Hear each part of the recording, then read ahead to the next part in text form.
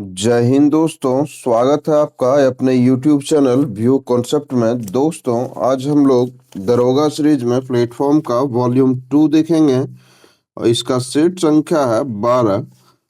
साथ ही दोस्तों, हमने एडिटोरिया का वॉल्यूम 2 और ज्ञान बिंदु जीएस एकेडमी का वॉल्यूम 1 भी करवा रखा है, जिसे आप प्लेलिस्ट में जाकर के देख सकते हैं। तो दोस्तों, चलिए शुरू करते हैं सेट संख्या 12 को। तो पहला है कि मानव श्वसन तंत्र में वायु के अंतः श्वसन यानी कि इनहेलेशन के सही मार्ग क्या है। इस पे हम लोगों को जो है सो चरणबद्ध तरीके से इसे करना है। तो सबसे पहले हम लोग जानते हैं दोस्तों कि वायु जो है हमारा नास द्वार में प्रवेश करता है ना। उसके बाद हम लोगों का ग्रसनी में जाता है दोस्तों। उसके बाद का चरण हम लोग देखेंगे, तो उसके बाद का चरण है श्वास नली में प्रवेश करता है। उसके बाद का चरण है दोस्तों श्वसनी में प्रवेश करता है। और सबसे अंत का चरण है दोस्तों कुपिका, जो कि फेफड़ा के पास अवस्थित होता है। उसमें जो है सो हमारा वायु प्रवेश करता है। अतः हमारा 4 1 2 5 3 जो है सो इसका सही उत्तर है, यानी कि ऑप्शन नंबर ये इसका सही उत्तर है। अगला प्रश्न है कि कॉलम ए एक अंतःस्रावी ग्रंथि दिया हुआ है और कॉलम बी जो कि हार्मोन की कमी या अधिकता से होने वाला रोग है को सही मिलान करना है दोस्तों। तो चलिए देखते हैं कि अग्न्याशय अग्न्याशय में जो है सो हम लोगों का जानते हैं कि क्या होता है। अग्न्याशय में मधुमेह होता है। अग्न्याशय में यदि बीटा कोशिकाएं की कमी होती है तो कौन सा रोग होता है हमें? मधुमेह होता है। दूसरा है थायराइड ग्रंथि। तो थायराइड ग्रंथि हम लोग जानते हैं कि उससे हम लोगों का क्या होता है? घेंघा रोग होता है थायराइड की कमी से, है ना। अगला है पीयूष ग्रंथि। पीयूष ग्रंथि से क्या होता है दोस्तों? बोनापन होता है ना। और अधिवृक्क ग्रंथि, उससे क्या होता है? यह एडिशन रोग इससे होता है। यह तो हमारा 3 1 2 4, यह तो हमारा ऑप्शन नंबर ये इसका सही उत्तर है ना। ये इसका सही उत्तर है। अगले प्रश्न पे चलते हैं दोस्तों। अगला प्रश्न है हमारा कि लैंगिक जनन सेक्सुअल रिप्रोडक्शन के संबंध में निम्नलिखित में से कौन सा कथन सत्य है, उस पे हम लोगों को विचार करना है। तो हमारा लैंगिक जनन, इसमें सामान्यतः दो जनक माता और पिता शामिल होते हैं, सही है। और इसमें नर और मादा युग्मक का निर्माण और संलयन होता है, यह भी बात सही है।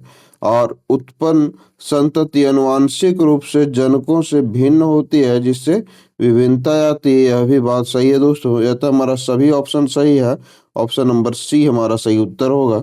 अगला प्रश्न है कि मानव उत्सर्जन तंत्र में रक्त को छानने को यानी कि फिल्टरेशन की प्रक्रिया मुख्य रूप से कहाँ होती है? तो यह प्रक्रिया कोशिका गुच्छ में होती है। ऑप्शन नंबर बी इसका सही उत्तर है। अगला प्रश्न है कि समजात अंग, है ना, समजात अंग वे होते हैं जिनकी समजात अंग वे होते हैं जिनकी मूल संरचना समान होती है लेकिन कार्य भिन्न होते हैं। ऑप्शन नंबर ए इसका सही उत्तर है। अगला प्रश्न है कि केंद्र शासित प्रदेश जो लद्दाख है का उपराज्यपाल किसे नियुक्त किया गया है? तो उसके उपराज्यपाल हैं Kavinder Gupta. Option number A.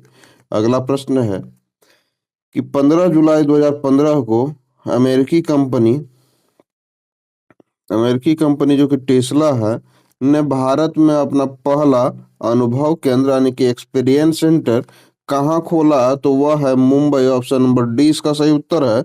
अगला है भारत का पहला आईएसओ प्रमाणित अर्थुनकल पुलिस स्टेशन किस राज्य में स्थित है? तो वह है केरल। Option number D.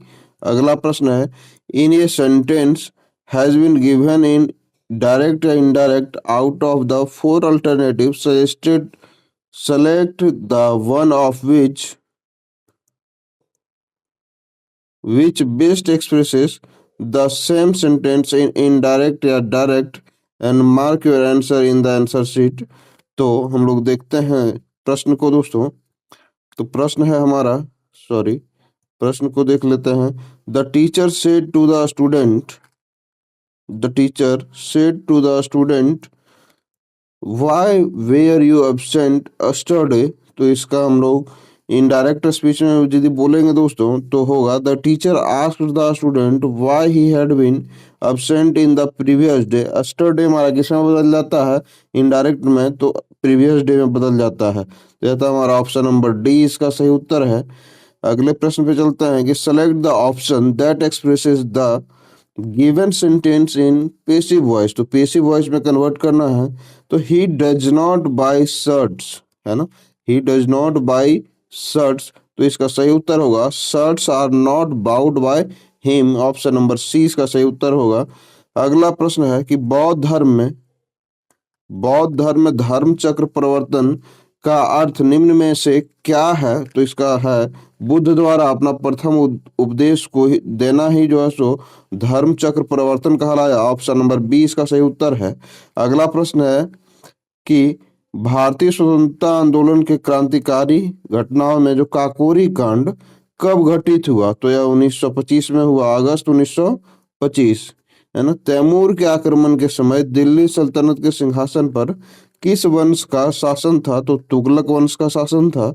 अगला प्रश्न है सूची 1 और 2 को सुमेलित करना है ना। तो इसमें से देखेंगे दोस्तों, तो इसमें से हमारा है कि गौर अक्षरी जो सभा है इसका संबंध किससे है। तो दयानंद सरस्वती से है। और रस्त गुफ्तर जिसका संबंध किससे है, दादा भाई नौरोजी से है। और साधारण ब्रह्म समाज का संबंध शिवनाथ शास्त्री से है, ठीक है। और प्रबुद्ध भारत का संबंध जो कि स्वामी विवेकानंद से है ना।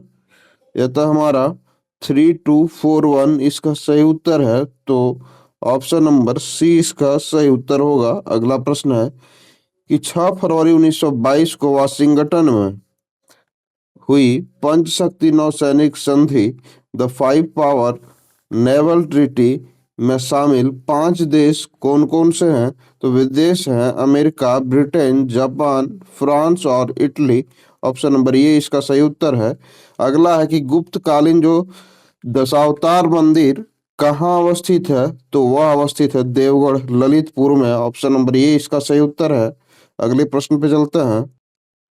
भारत में वायसराय के रूप में लॉर्ड कर्जन जो कार्यकाल था उनका क्या था। तो 1899 से 1905 ईस्वी तक था। इन्होंने ही बंगाल विभाजन 1905 ईस्वी में किया था। अगला है न्यू लैम्प्स फॉर ओल्ड लेख जो श्रृंखला है निम्नांकित में से किसकी थी। तो यह श्री अरविंदो के द्वारा लिखी गई लेख है। ऑप्शन नंबर डी इसका सही उत्तर है। अगले प्रश्न पे चलते हैं दोस्तों। तो बिहार में टाल क्षेत्र कहाँ अवस्थित है। तो यह बिहार में जो टाल क्षेत्र है यह पटना जिला से लखीसराय जिला तक में अवस्थित है दोस्तों। ऑप्शन नंबर सी इसका सही उत्तर है। अगले प्रश्न पे चलते हैं कि फॉकलैंड जो जलधारा है किस महासागर की जलधारा है। तो यह अटलांटिक महासागर की जलधारा है। ऑप्शन नंबर बी इसका सही उत्तर है। अगले प्रश्न पे चलते हैं कि पारिस्थितिकी तंत्र में ऊर्जा के प्रवाह के 10% का जो नियम है का क्या अर्थ है। तो इसका अर्थ है दोस्तों एक पोषी स्तर से अगले पोषी स्तर तक केवल 10% ऊर्जा का ही स्थानांतरित होना है।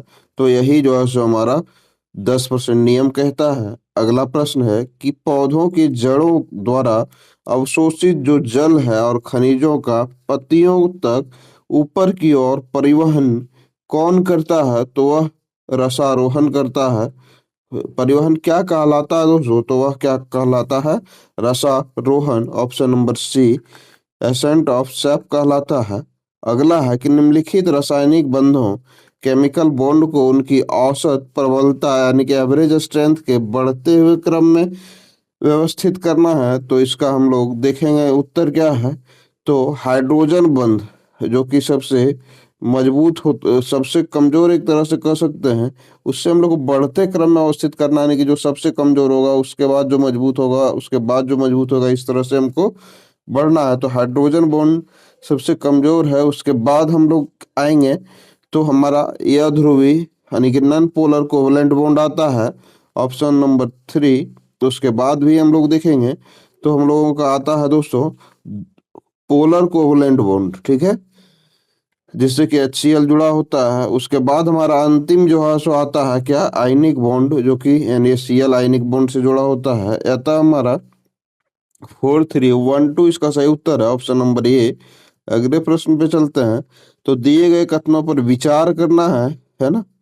दिए गए कथनों पर विचार करना है। तो कथन 1 में दिया गया है कि जल जो है H2O का क्वथनांक यानी बॉइलिंग पॉइंट उसके अनुभार की तुलना में यह सामान्य रूप से उच्च होता है, जिसका कारण इसके अणुओं के बीच व्यापक हाइड्रोजन बॉन्डिंग का होना है। तो यह बात सही है। दूसरा कथन कहता है कि बर्फ का घनत्व जल द्रव से घनत्व द्रव जल से कम होता है, क्योंकि बर्फ में हाइड्रोजन बंध एक खुली पिंजरे जैसी संरचना बनाते हैं, जिसमें से अधिक रिक्त स्थान होता है। यह भी बात सही है दोस्तों। या तो हमारा दोनों ही कथन सही है। हम लोग कथन सी को जो सो ऑप्शन नंबर सी को टिक करेंगे और आगे बढ़ेंगे, है ना। अगला प्रश्न पे चलने से पहले दोस्तों, अगले प्रश्न पे चलते हैं। तो अगला प्रश्न है दोस्तों कि कार्बन के तत्व अद्वितीय गुणों के संबंध में निम्नलिखित में से कौन सा कथन सत्य है, उस पर विचार करना है। तो चलिए देखते हैं कि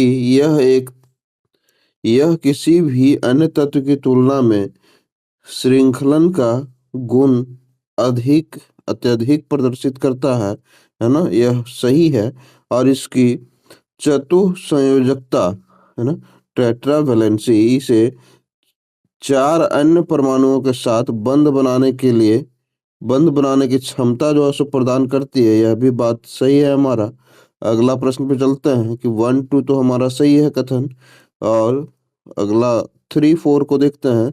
तो 3 4 में है कि यह स्वयं के साथ अन्य तत्वों के साथ बहुबंध यानी कि multiple bonds, double bond and triple bond बना सकता है। तो यह भी बात सही है।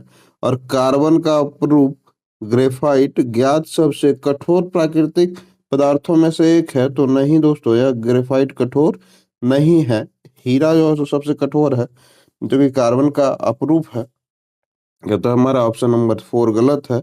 1 2 3 सही है हमारा। तो ऑप्शन नंबर सी को टिक करेंगे और आगे बढ़ेंगे।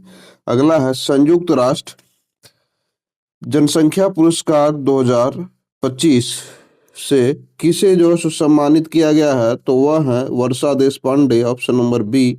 अगला प्रश्न पे चलते हैं कि पैसेक्स 2025 के संदर्भ में निम्नलिखित कथनों पर विचार करना है। तो पैसेक्स देखते हैं कि भारतीय नौसेना और ग्रीक नौसेना के मध्य प्रशांत महासागर में एक संयुक्त पैसेक्स अभ्यास आयोजित किया गया है। यह बात सही है।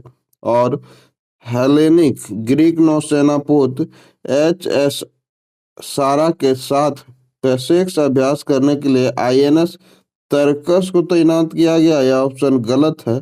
अतः हमारा ऑप्शन नंबर ए केवल सही है। अगले प्रश्न पे चलते हैं कि ऑपरेशन काल नेमी जो शुरू किया गया है, किस राज्य में जो है सो शुरू की गई है ही है।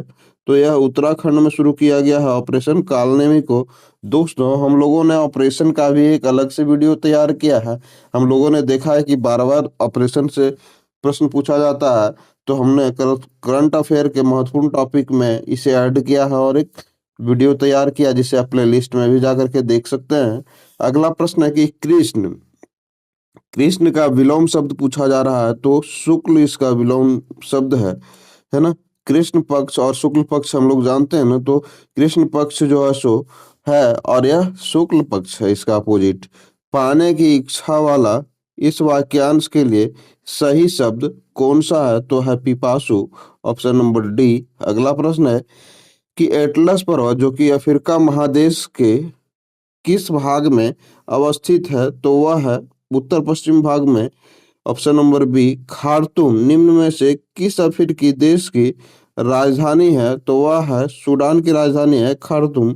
निम्न में से कौन सा मरुस्थल दक्षिण अमेरिका महादेश में अवस्थित है। तो वह है अटकामा मरुस्थल, ऑप्शन नंबर ए। अगला है कि सौरमंडल के किस ग्रह का पलायन वेग का मान सबसे अधिक है। तो वह ग्रह है बृहस्पति। अगला है प्रायद्वीपीय भारत के निम्न नदियों में से किसका उद्गम स्थल छत्तीसगढ़ राज्य में है। तो वह है महानदी, ऑप्शन नंबर बी विषुवतीय जलवायु प्रदेश का विस्तार एशिया महादेश के किस भाग में भी है, तो वह है दक्षिण पूर्व एशिया में।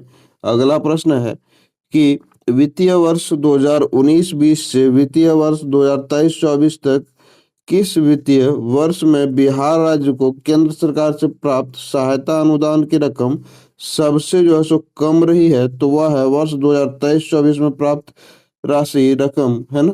अगला है भारत में राष्ट्रीय जनसांख्यिकी दिवस किस तिथि को मनाया जाता है, तो वह है ऑप्शन नंबर सी यानी कि 29 जून को मनाया जाता है विश्व सांख्यिकी दिवस। अगला है कि 20वीं शताब्दी के पूर्वार्ध में भारत में राष्ट्रीय आय की वार्षिक समृद्धि क्या रही थी, तो हम लोग जानते हैं कि 2% से कम रही थी, ऑप्शन नंबर ए। अगले प्रश्न पे चलते हैं दोस्तों। अगला प्रश्न हमारा प्रश्न संख्या 40। तो देखते हैं प्रश्न संख्या 40 को हम लोग। तो उसमें से दिया हुआ है दोस्तों कि वित्तीय वर्ष 2023-24 के दौरान बिहार राज्य में वर्तमान मूल्य पर सकल स्थिर पूंजी निर्माण GFCF कितना रहने का अनुमान बिहार आर्थिक सर्वेक्षण 2024-25 में व्यक्त किया गया है, तो वह है 38,986 करोड़ रुपया और सकल राज्य जो घरेलू उत्पाद का 4.6% रहेगा। यह तो हमारा दोनों ही ऑप्शन सही है, ऑप्शन नंबर सी इसका सही उत्तर है। अगला है कि एक 20 ग्राम अशुद्ध कैल्शियम कार्बोनेट के नमूने को तीव्रता से गर्म करने पर 6.6 ग्राम कार्बन डाइऑक्साइड प्राप्त होती है। नमूने में CaCO3 की प्रतिशत शुद्धता परसेंटेज क्या है, यदि परमाणु द्रव्यमान कैल्शियम का 40 है, कार्बन का 12 है और ऑक्सीजन का 16 है, तो 75% होगा। ऑप्शन नंबर बी इसका सही उत्तर होगा। पर शुद्धता प्रतिशत कितना होगा, 75%। अगला है कि जब किसी कार्बनिक यौगिक X में ब्रोमीन जल मिलाया जाता है तो ब्रोमीन जल का लाल भूरा रंग गायब हो जाता है। यौगिक X क्या हो सकता है, तो इसका सही उत्तर है एक असंतृप्त हाइड्रोकार्बन, अनसैचुरेटेड हाइड्रोकार्बन हो सकता है। अगला प्रश्न है कि आवर्त सारणी के सामान्य रुझानों के बावजूद जो बेरिलियम की प्रथम आयनन ऊर्जा है, फर्स्ट आयनाइजेशन एनर्जी, बोरॉन से अधिक क्यों होती है, तो इसका कारण है बेरिलियम में एक स्थिर पूर्ण रूप से भरा हुआ 2s कक्षक जो है सो होता है, जिसके कारण ही बोरॉन से अधिक होता है आयनन ऊर्जा। अगला प्रश्न है कि सोल्डर एक मिश्र धातु है जिसका उपयोग जो है सो हम लोग विद्युत तारों की बिल्डिंग के लिए किया जाता है। यह मुख्य रूप से किन दो धातुओं से मिलकर के बनी होती है, तो वह है शीशा और टीन से मिलकर सोल्डर बनता है। अगला प्रश्न है कि मानव आंख में प्रतिबिंब बनाने की जो प्रक्रिया है उस पर हम लोग विचार करेंगे। मानव आंख में प्रतिबिंब बनाने की प्रक्रिया के निम्नलिखित चरणों को सही क्रम में व्यवस्थित करेंगे, है ना। तो हम लोग चलिए देखते हैं। तो सबसे पहले क्या होता है, किसी वस्तु से आने वाली प्रकाश किरणें कॉर्निया के माध्यम से आंख में प्रवेश करती है, तो यह हमारा क्या हो गया, पहला चरण हो गया। फिर हम लोग देखते हैं क्या होता है कि नेत्र लेंस प्रकाश किरणों को क्या करता है, केंद्रित करता है, तो यह हमारा दूसरा स्टेप हो गया। और हम लोग देखेंगे कि उसके बाद रेटिना पर एक उल्टा और वास्तविक प्रतिबिंब बनता है, यह तीसरा चरण हो गया हम लोगों का। और अंततः जो कि ऑप्टिक नर्व पर जो है सो जिसको कि दृक तंत्रिका बोलते हैं, विद्युत संकेतों को मस्तिष्क तक जो है सो पहुंचाता है, यह हमारा अंतिम चरण होगा। यह था हमारा 2 1 3 4 इसका सही उत्तर होगा, यानी कि ऑप्शन नंबर ए। अगला प्रश्न है कि भारतीय पुरुष फुटबॉल टीम जो कि फीफा है विश्व रैंकिंग 2025 में किस स्थान पर रहा है, तो वह है ऑप्शन नंबर सी 134वें स्थान पर रहा है भारतीय पुरुष फुटबॉल टीम फीफा। ठीक है। अगले प्रश्न पे चलते हैं कि डीजी लक्ष्मी योजना किस राज्य में शुरू की गई है, तो आंध्र प्रदेश में शुरू किया गया है। अगला प्रश्न है कि 9 जुलाई 2025 को भारत के प्रधानमंत्री नरेंद्र मोदी को किस देश का सर्वोच्च नागरिक पुरस्कार order of the most ancient Welwitschia Welwitschia Mirabilis से सम्मानित किया गया है, तो वह देश है दोस्तों नामीबिया, ऑप्शन नंबर ए। अगला है, अगला प्रश्न गणित का है दोस्तों। तो हम लोग प्रश्न संख्या 51 पे चलते हैं कि स्वतंत्रता प्राप्ति के बाद भारतीय रुपये का अवमूल्यन अब तक कितनी बार जो है सो हो चुका है? तो 3 बार हो चुका है। Option number C. धन स्वयं एक लक्ष्य नहीं है। धन स्वयं एक लक्ष्य नहीं है, यह लक्ष्य का एक माध्यम है और एकमात्र लक्ष्य मानव कल्याण है। यह कथन निम्नलिखित में से किस अर्थशास्त्री का है? तो वह है अल्फ्रेड मार्शल का।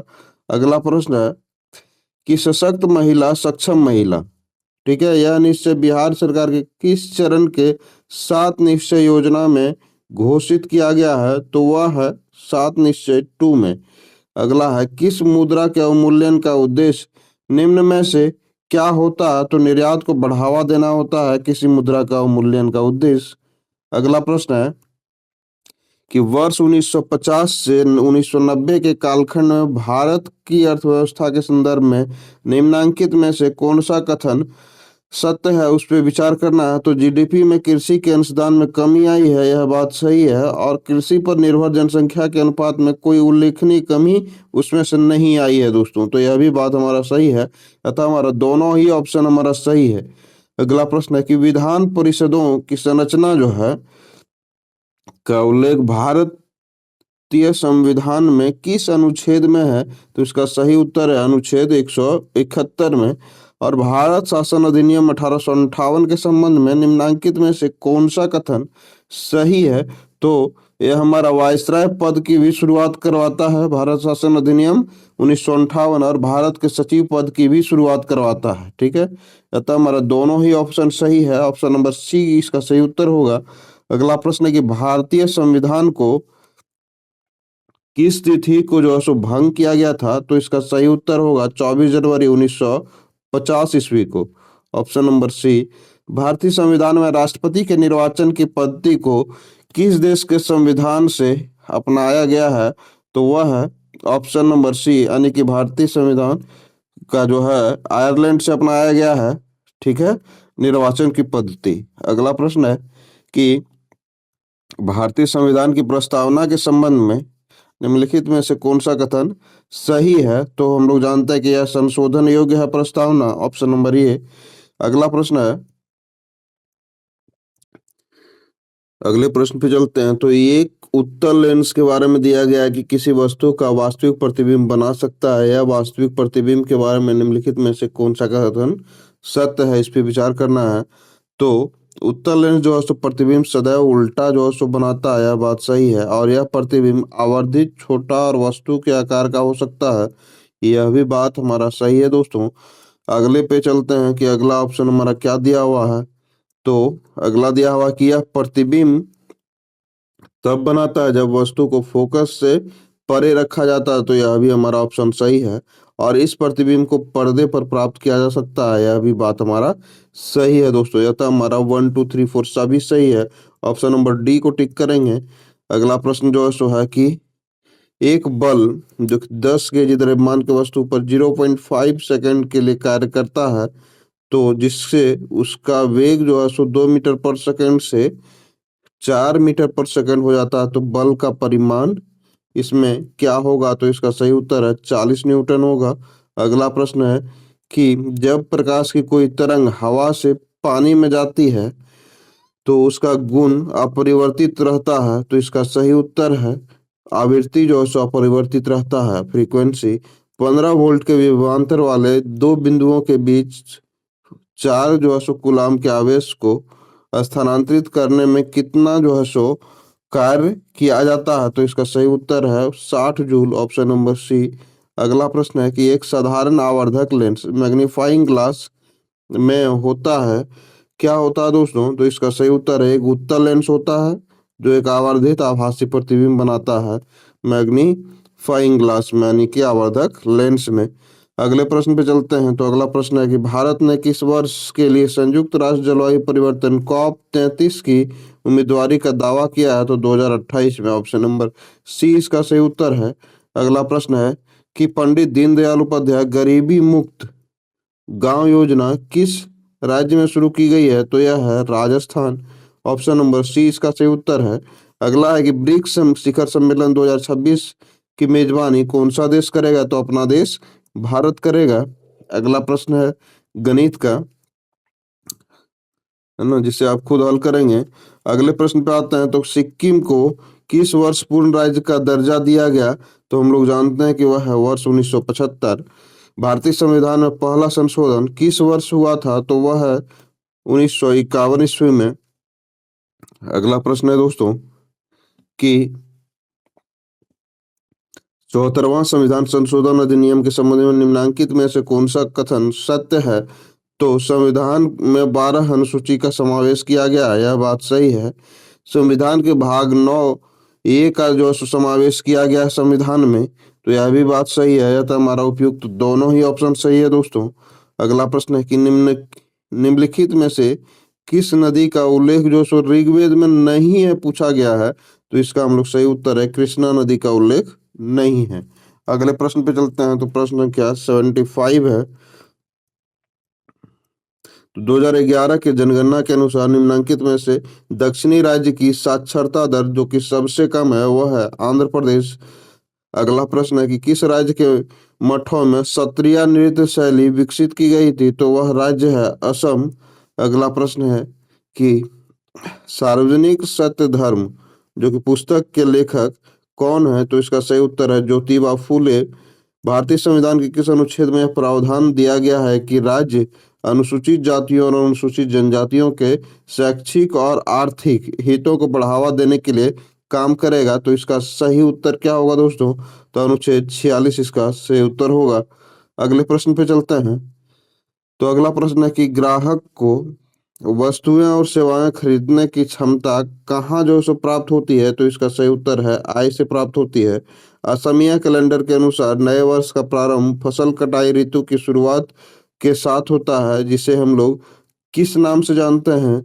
तो इसका सही उत्तर है बोहाग बिहू के नाम से जानते हैं, है ना। अगला प्रश्न है कि 2200 वाट की रेटिंग वाली एक इलेक्ट्रिक केतली का उपयोग 2 मिनट के लिए किया जाता है। इसमें उष्मा ऊर्जा कितनी उष्मा ऊर्जा उत्पन्न होगी? तो 2,64,000 जो है सो उष्मा ऊर्जा उत्पन्न होगा। अगला प्रश्न है कि IUCN जो कि लाल सूची है ना, रेड लिस्ट में प्रजातियों के वर्गीकरण के संबंध में निम्नलिखित में से कौन सा कथन गलत है? इस पे हम लोग देखेंगे। तो हम लोग देखते हैं।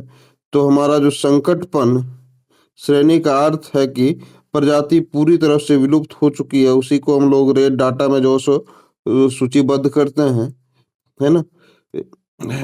पूरी तरह से विलुप्त हो चुकी है। हम लोगों का क्या पूछा गया था कि कथन गलत है ना। तो वर्गीकरण के संबंध में कथन गलत पे हम लोग देखते हैं। तो इसमें है कि संकटपन जो श्रेणी है प्रजाति पूरी तरह से विलुप्त हो चुकी है, नहीं, विलुप्त होने के कगार पर अवस्थित होती है, ये कथन हमारा गलत था दोस्तों, है ना। जो विलुप्त होने के कगार पर होती है, विलुप्त नहीं हो चुकी है, जो कगार पे होती है उसे हम लोग उस डाटा में जो सो सुमेलित करते हैं। अगला प्रश्न है कि उस प्रजाति को क्या कहा जाता है जिसका अपने प्राकृतिक पर्यावरण पर तो उनकी संख्या की तुलना में अनुपातहीन रूप से बड़ा प्रभाव पड़ता है और जिसका बिना पारिस्थितिकी तंत्र नाटकीय रूप से भिन्न होगा या अस्तित्व में ही नहीं रहेगा? तो वह है किस्टोन प्रजाति, ऑप्शन नंबर सी। अगला है समेकित कीट प्रबंधन, इंटीग्रेटेड पेस्ट मैनेजमेंट पद्धति में सबसे अंतिम उपाय के रूप में किसे माना जाता है? तो वह है रासायनिक कीटनाशकों का छिड़काव। अगले प्रश्न पे चलते हैं।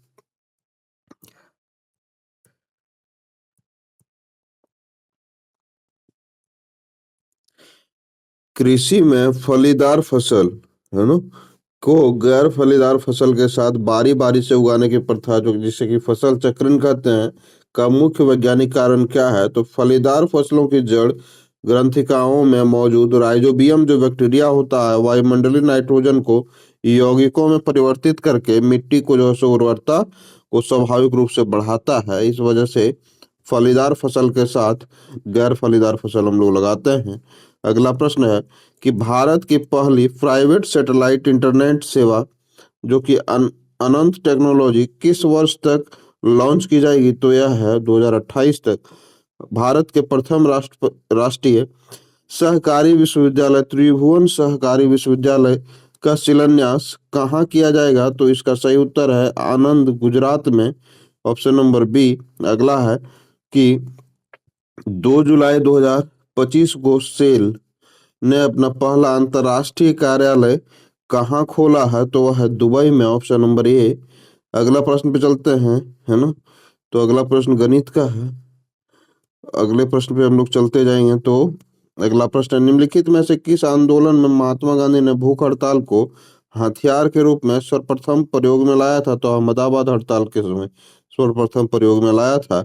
1857 की विद्रोह के संबंध में जो है सो विफलता के निम्नलिखित कारणों में से कौन सा कारण एक है? तो विफलता के कारणों को देखना है। तो इसमें से हम लोग देखेंगे कि अंग्रेजों की सैन्य श्रेष्ठता थी, यह बात सही है। और विद्रोहियों के पास कोई एकीकृत कार्यक्रम व विचारधारा नहीं रहने के कारण यह 1857 का विद्रोह असफल हुआ था। और समाज के सभी वर्गों से समर्थन का अभाव भी इसका असफलता का कारण बना था। अतः हमारा उपयुक्त सभी जो है सो इसका सही उत्तर है। अगला प्रश्न है 93 नंबर। तो 93 नंबर को देखते हैं दोस्तों। तो इसमें है कि बोधिसत्व जो पद्म पानी की पेंटिंग कहाँ स्थित है? तो इसका सही उत्तर है अजंता में। अगला प्रश्न है कि निम्नलिखित कथनों पर विचार करना है कि फाहियान फाहियान जो था हमारा चीनी जो है सो तीर्थयात्री था, जो कि हर्ष के शासनकाल में आया था। तो यह ऑप्शन हमारा गलत है। वैनसांग एक चीनी बौद्धिक भिक्षुक था जिसने कि चंद्रगुप्त द्वितीय के शासनकाल में दौरान भारत का दौरा किया था, यह भी गलत है। वैनसांग ने हर्षवर्धन के शासनकाल में भारत का दौरा किया था, अतः हमारा कोई भी ऑप्शन सही नहीं है। अगला प्रश्न है कि बिहार में विक्रमशिला विश्वविद्यालय के संबंध में निम्नलिखित कथनों पर विचार करना है दोस्तों। तो हम लोग देखते हैं कि यह बिहार के वर्तमान बांका जिले में अवस्थित है, यह बात हमारा सही है। और इसकी स्थापना जो है पाल वंश के राजा गोपाल प्रथम ने की थी। विक्रमशिला विश्वविद्यालय की स्थापना, यह बात सही है। यह बौद्ध धर्म का वज्रयायन संप्रदाय यहाँ फला फूला है, तो यह बात गलत है। और यहाँ खगोल विज्ञान, तर्क शास्त्र, कानून, व्याकरण और दर्शन जैसे अन्य विषय भी पढ़ाए जाते हैं, यह भी बात गलत है दोस्तों। यह था हमारा सिर्फ 1 और 2 सही है। अगला प्रश्न है कि भारतीय मुद्रा पर 1913 ईस्वी में नियुक्त रॉयल कमीशन का अध्यक्ष कौन था? तो इसका सही उत्तर होगा दोस्तों sir Austin Chamberlain. Option number D. निम्नलिखित शहरों में से कौन सीन नदी के किनारे स्थित है? तो इसका सही उत्तर है पेरिस, सीन नदी के किनारे अवस्थित है। अगला प्रश्न है कि भारत छोड़ो आंदोलन के दौरान बहुत से स्थानों पर राष्ट्रीय सरकारें स्थापित की गई और निम्नलिखित में से कौन सा सुमेलित नहीं है पूछा गया है। तो हम लोग जानते हैं कि इसका रैयती सरकार जो कि खेड़ा गुजरात राज्य से संबंधित नहीं है। ऑप्शन नंबर 20 का सही उत्तर है। कितने समय में राज्यपाल किसी साधारण बिल को संबंधित राज्य विधानमंडल को पुनर्विचार हेतु लौटा सकता है? तो इसका सही उत्तर होगा कोई सीमा इसकी नहीं है। अगला प्रश्न है कि निम्नलिखित में से किस शासक ने हर्ष के समय में असम पर शासन किया था? तो वह शासक है Bhaskar Varman. Option number B Assam पर शासक किया था, है ना। यहीं पर हमारा वीडियो समाप्त होता है दोस्तों। हमारे वीडियो को देखने के लिए, हमारे चैनल से जुड़ने के लिए आपका तहे दिल से धन्यवाद। आपका दिन शुभ हो और आप हर ऊंचाइयों को छुएं जो जिसकी आप कामना कर रहे हैं दोस्तों। धन्यवाद।